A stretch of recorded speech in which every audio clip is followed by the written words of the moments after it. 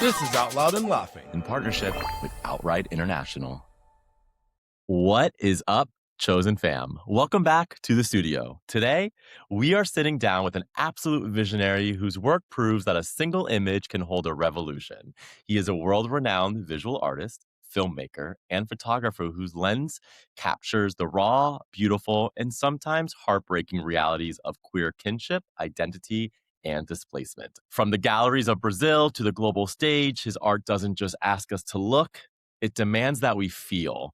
Recently honored by Outright International for his fierce advocacy, he is a creator who reminds us that existing openly is its own form of high art. Please welcome to the pod the brilliant, the beautiful Gui Mohallem. Welcome, Gui. Thank you for being here. It's amazing. Thank you so much. It's an honor and it's a pleasure to be here with you guys. Gui, the honor is ours. Obviously, we're incredibly stoked to have you here with us today. Outside of meeting you recently, we've also been immersed in your world, preparing for this, and honestly, all of the work that you're doing is breathtaking. Of course, before we get into the heavy-hitting art talk and global movements you're working on here at Out Loud and Laughing, we like our chosen family to get to know you. And so for anyone meeting you for the first time today, give us the Gui origin story. Where are you currently speaking to us from? And what does a perfect, peaceful day look like in your world when you're not behind a camera or a canvas or canvassing for the world? Okay, so my name is Gui Mohallem. I am a Lebanese Brazilian. I'm first generation born in Brazil, Lebanese. And I come from a very small town in Brazil, 3 hours north of São Paulo in the mountains. It's a mountain, really important mountain range here, like as an ecosystem. And and I came to São Paulo first to be queer, but I came to do, the excuse was doing film school. So when I was around 20. So today, a perfect like calm day would be for me to be in the farm, like high up in the mountains where I can see the clouds, like in a parallel way. Like I'm the same, I'm the same height as them. So like they do the parade of clouds at the end of the day with all the colors.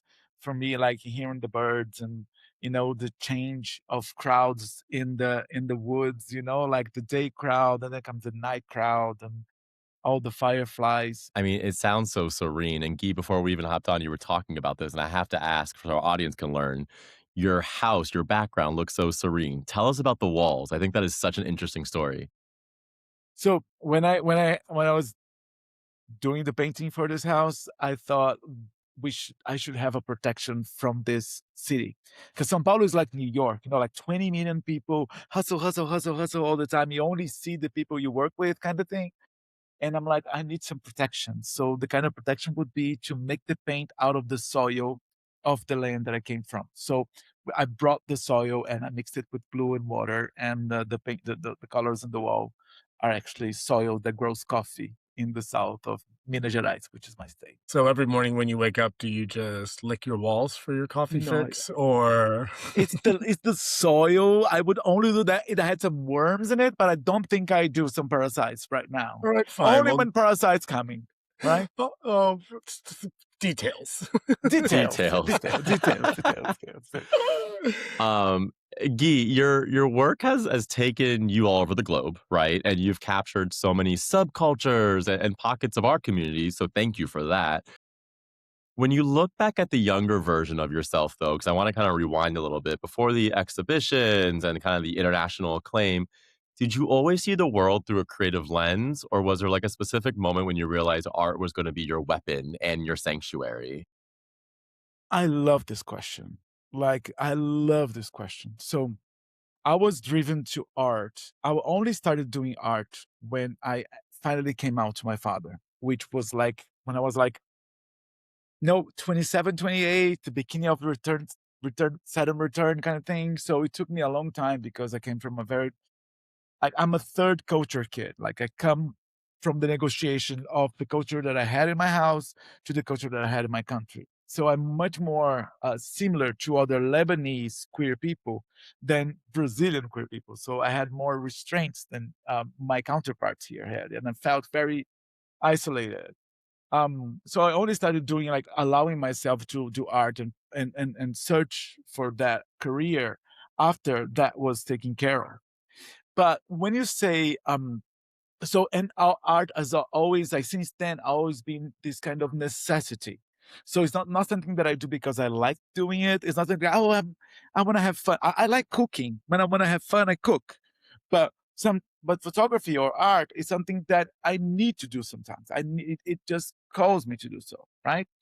But to understand this as a weapon, so a sanctuary, yes, this has been going for a while, but understanding that this is also a weapon, this is something that we can actually work with, is something that came really, really recent, like something that I've been working on to like unite these characters, of the visual artist and the political organizer as one thing, like to understand my work in politics in Brazil as an work of art, and also understand that the art fuels the other in a very interesting way and shapes the other in a very interesting way. But this is only one person, and yeah, so being here, and talking about the what we got as the as an organization, but also as the art that I'm doing, it's something that I've never done before. So it's kind of a coming out moment for me right now.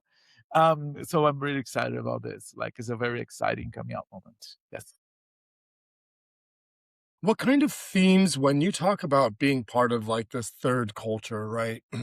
Having a Lebanese origin story, living in Sao Paulo today, and now you're talking about being an artist through that lens. What are some of the themes that you find naturally emerging? What are some of the stories that you gravitate towards showing or shining light on? I think the overall theme of my life, I think, is belonging, right? So I come from like, how can a queer person belong in a Lebanese family?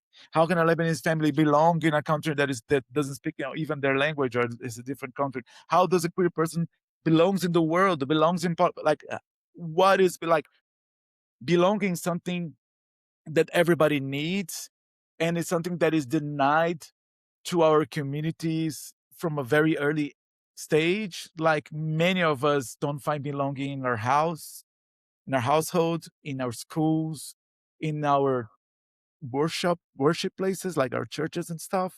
So like, we have been denied belonging from a very early age. And when we turn up as adults, people think we should be functional adults. Like, good luck with that. Like, Right? how can you? So I think one of the so belonging is the thing. Belonging, migration, identity. This is something. This is the things that I search. But I think belonging is something that connects, my work in so many ways. Because when you think about art and democracy, and about who gets to belong, who gets to participate, who gets to be counted and seen, I think this connects both work, like the work in art and politics at the same time, like in a very interesting way. So I think belonging is, I think, the core issue that I'm interested in, and I'm trying to build as well with my artwork and with my political organization, like, kind of role.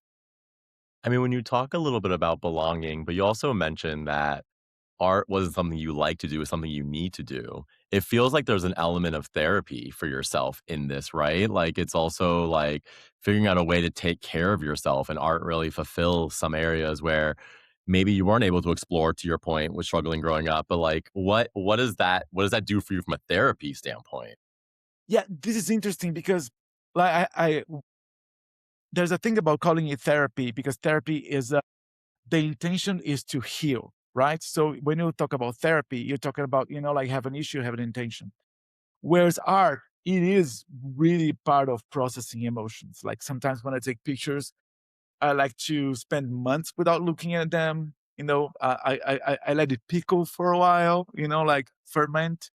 Then again, I get to come back and look at them and edit Yes. them in the images in a way that is very revealing. So in a way, I understand what you're saying, because I understand a lot of my process and the things that I go through understanding what called my attention at the time. Like, when like, imagine, I don't know, like, right after coming out to my father, I ended up in this queer sanctuary with like 700 queer people holding hands and claiming our belonging to nature. And this was so overwhelming that I couldn't take any pictures. You know, like couldn't. This is not the moment for picture taking. It's the moment for living this. But then all of the things that this moment entails end up showing up in the work itself because I am changed and my look is changed. So, and some other people can see that in the work as well. And this is the most beautiful thing: is that it's not a therapeutic to me necessarily, but by being very vulnerable and honest about, the my limitations, even like through the work, other people can actually relate and actually, and see themselves in. So yeah, when I launched my first book in Brazil, it was one of the, like of that generation, was one of the first books that coming from the inside, that looked at a queer community from a queer perspective.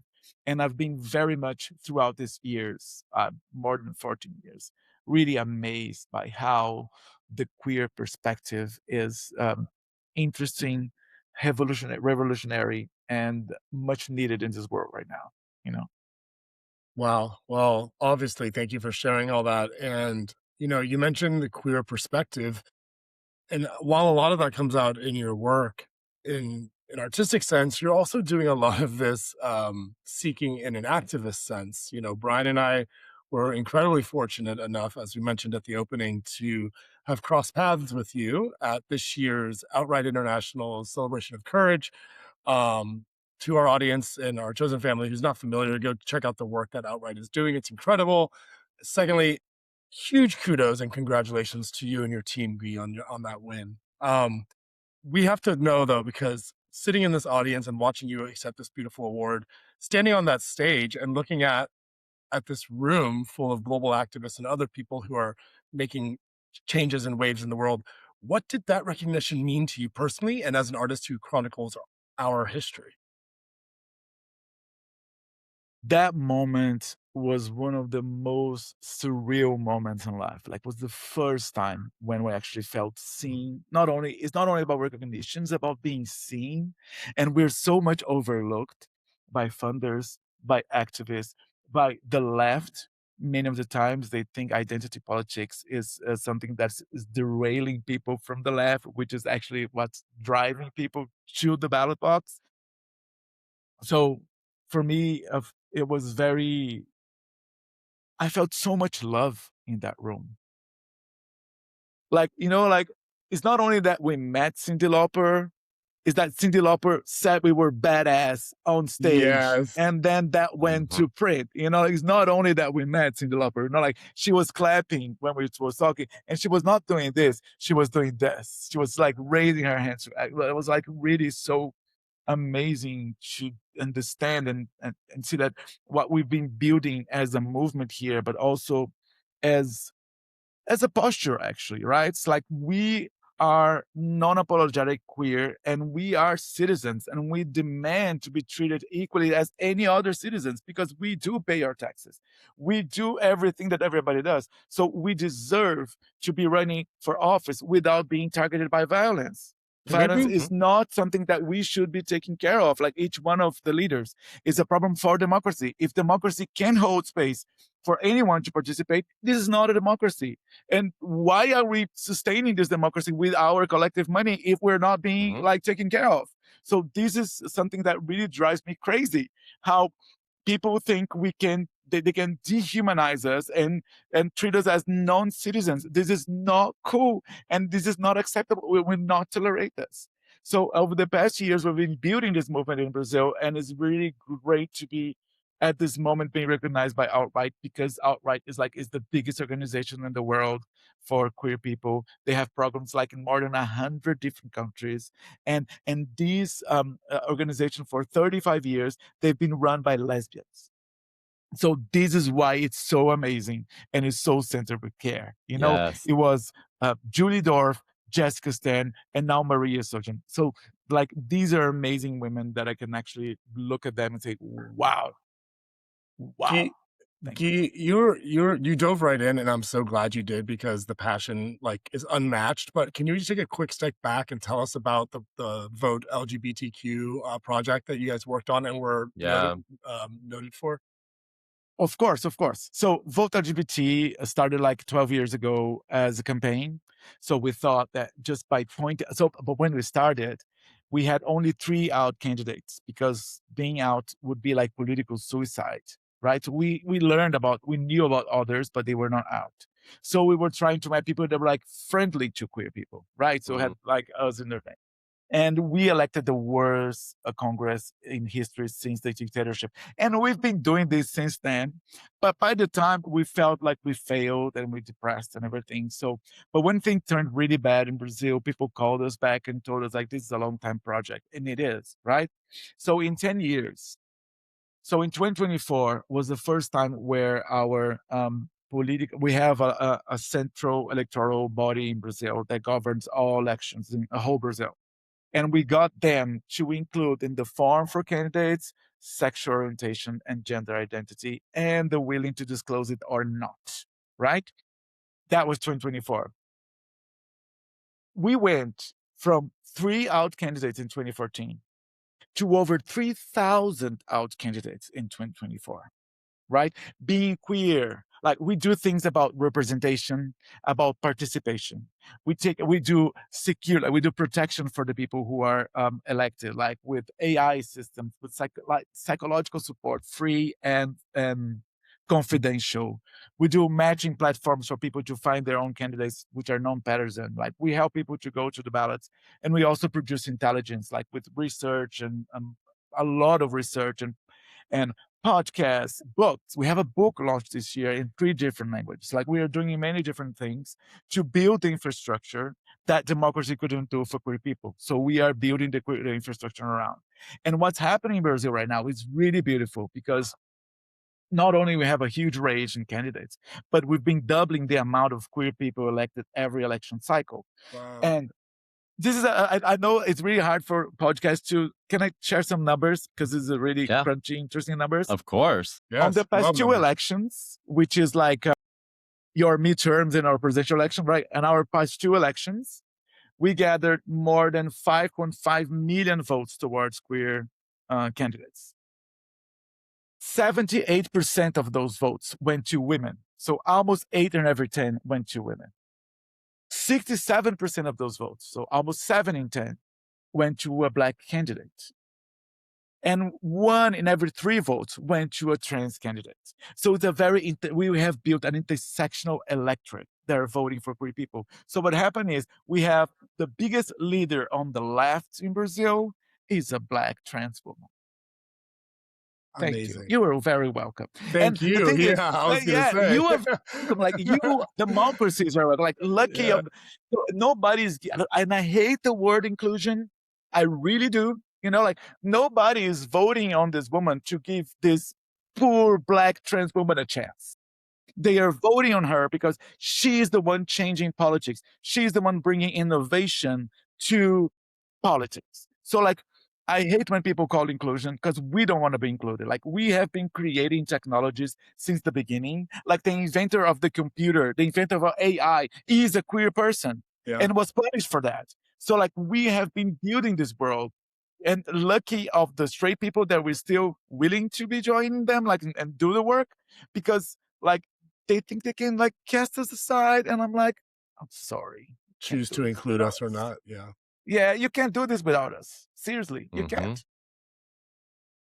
I mean, you touched upon it a little bit, but obviously John alluded that the theme of the Outright Gala was around everyone, everywhere. And like we talked about when we met you, like the reality on the ground now is like heavy, right? Like with 125 million stripped away from global LGBTQ movements, frontline organizations, and vulnerable queer people, honestly, just facing like unprecedented risk. Yes. In a world, though, that's actively trying to defund our joy and erase our safety, what does courage look like for you right now in this world? Courage is not being fearful. It's not having fear. So courage is not having fear. It's being fearful and doing it anyway. Right? So there's a saying with the queer leaders that they say, I will not be able to give the person the right person sorry. There's a quote. People say that fear, we have it, but we don't use it. Right? I love it. That's what we do. So I'll tell you a little story, very quick. Just happened in São Paulo, right? We made this like historic partnership with São Paulo Pride, which is the biggest pride in the world, gathering like millions of people. And our research shows that 80% of people going to São Paulo Pride are going there for political reasons. So imagine that 80% of millions. This is the biggest political manifestation in the world, right? So what they did, they cut the funding in 60% because international brands, they didn't want like piss off your administration. So we have 60% less funding. Do you know what happened? We came out bigger. Like people turned out in huge numbers. Artists came and donated their fee to Pride because we need to be together. So when they try to erase us, we come out stronger.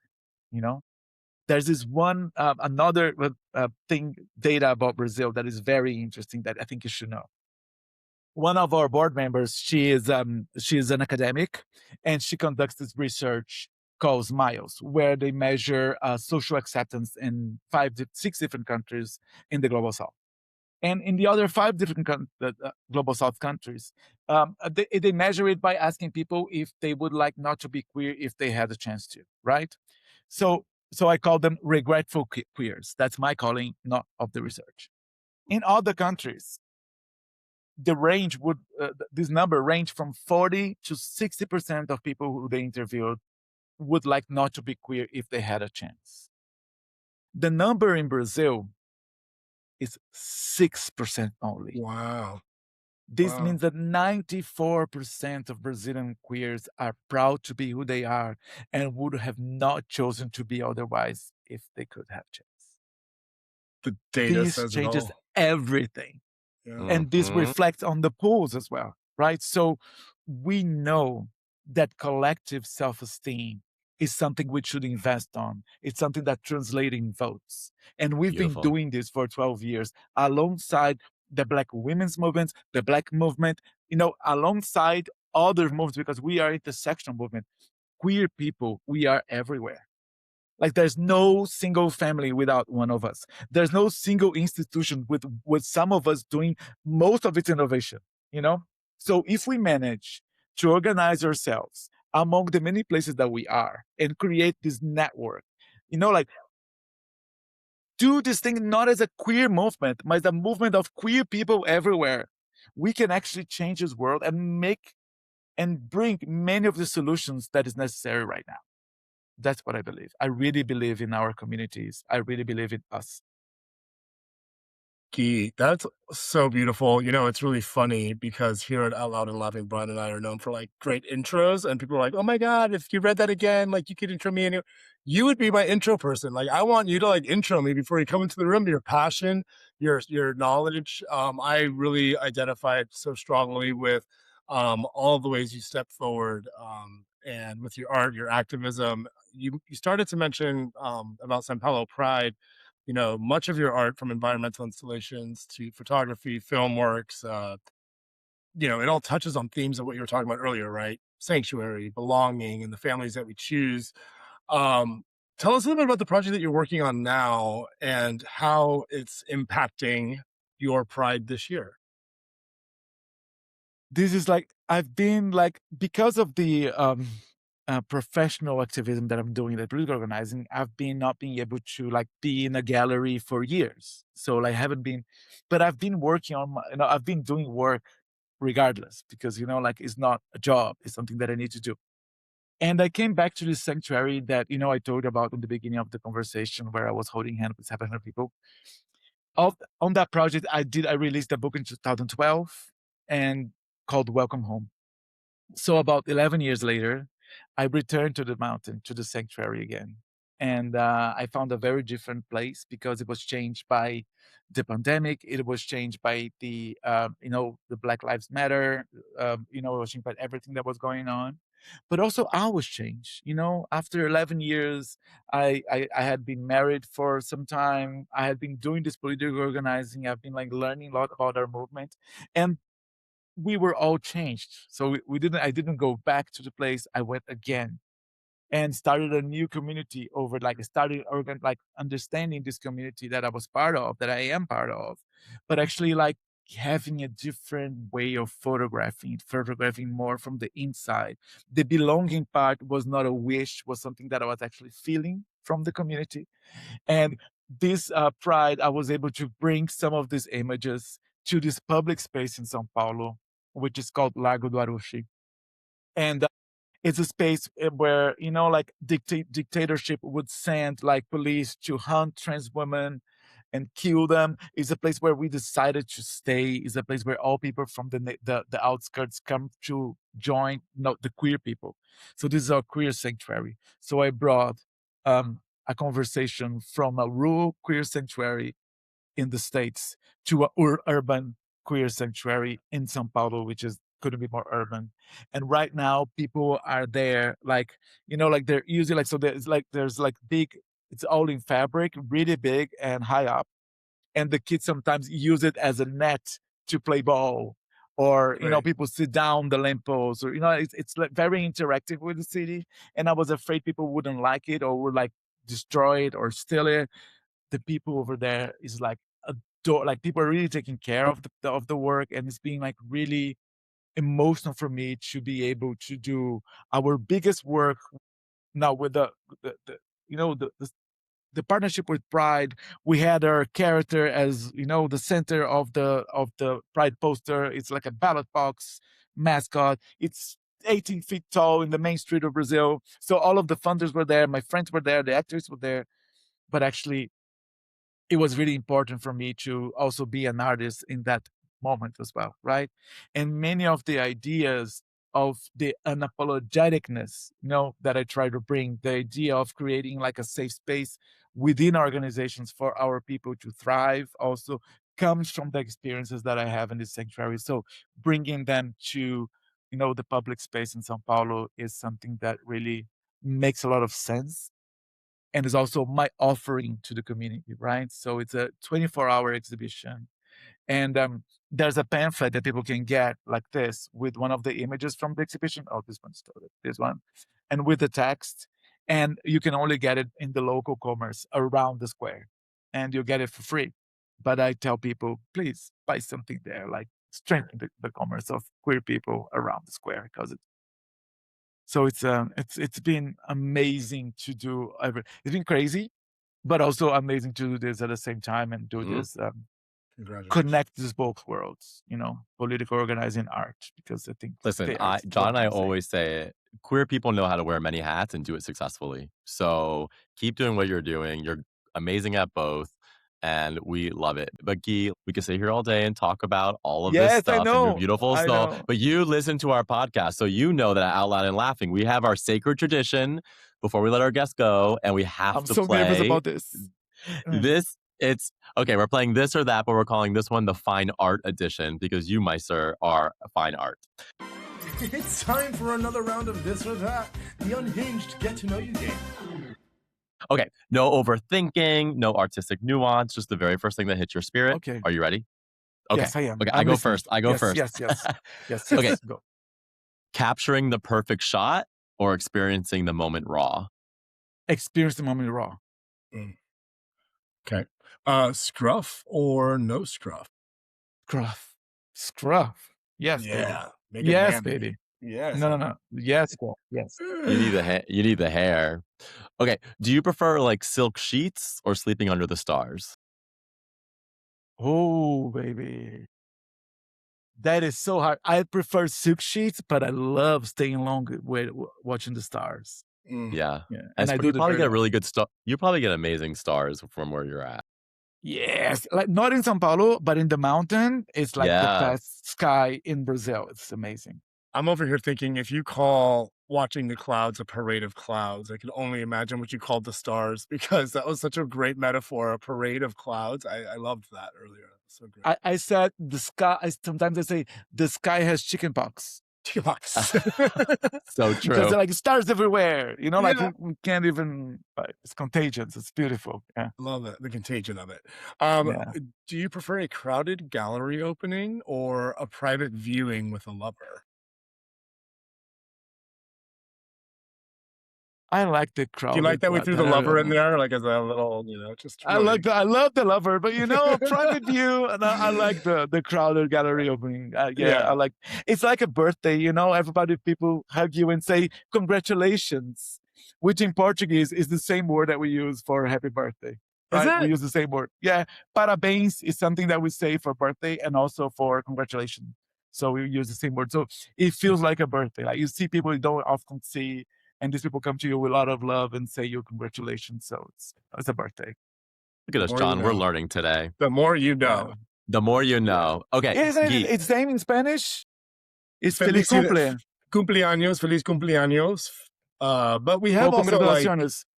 uh no, I think, like, cumpleaños, like, you finished a year. It's, like, actually, like, it's, like, what it Yeah, translates into, so I think I don't know, they yeah, don't have anything like that in Portuguese? we just say parabéns. Yeah, yeah. okay. I like that. That's so I much like that. easier. Mhm. So much Yeah, easier. yeah. Okay, do you prefer the perfect butt or the perfect chest? I don't like perfect.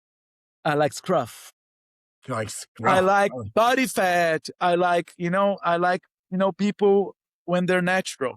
I like people Yes. where they are. So like I don't like perfect either chest or butt. They're usually too hard to lay my head on. I like Yeah. non-perfect. Best answer that we've honestly ever had. I know. Now I'm really curious to see where you take this one. Shower or bath? God, I prefer bath so much. Every time I see a bath, I jump in it.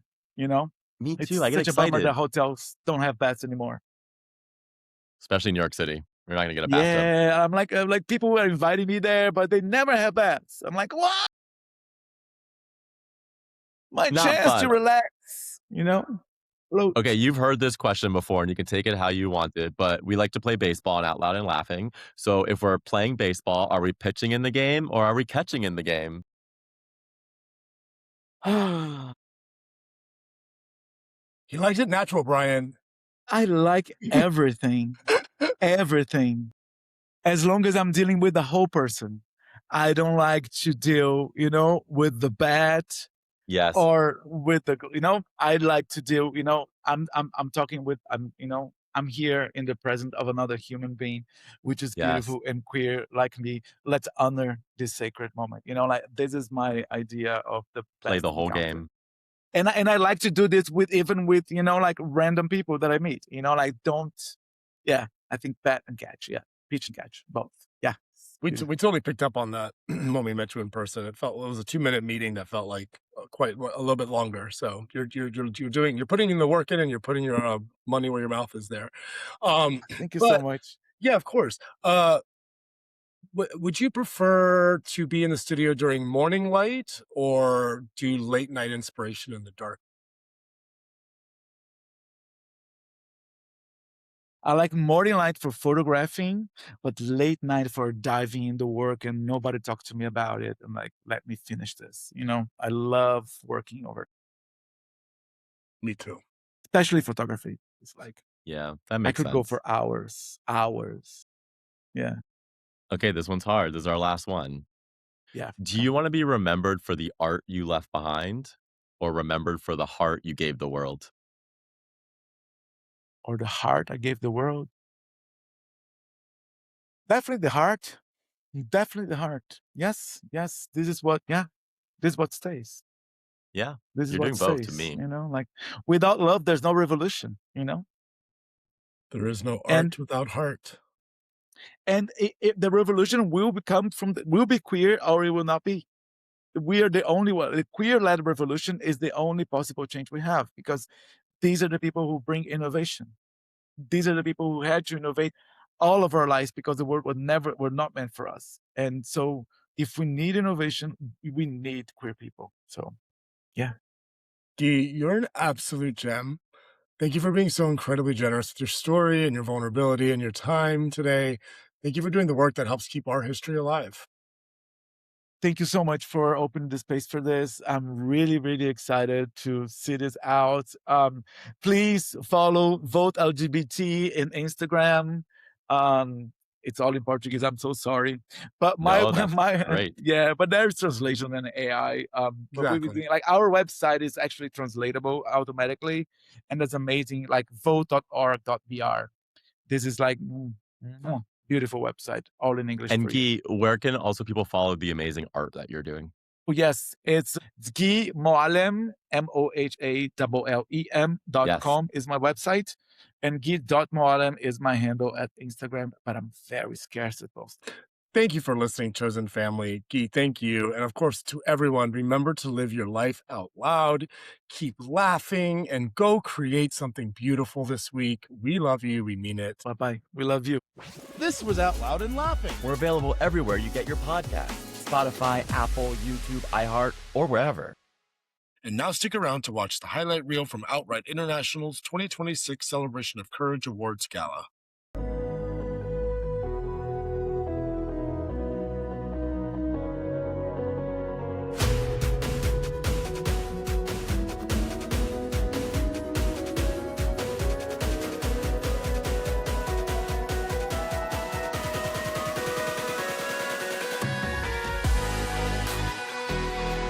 I want to say thank you. Thank you for doing what you do. We need you.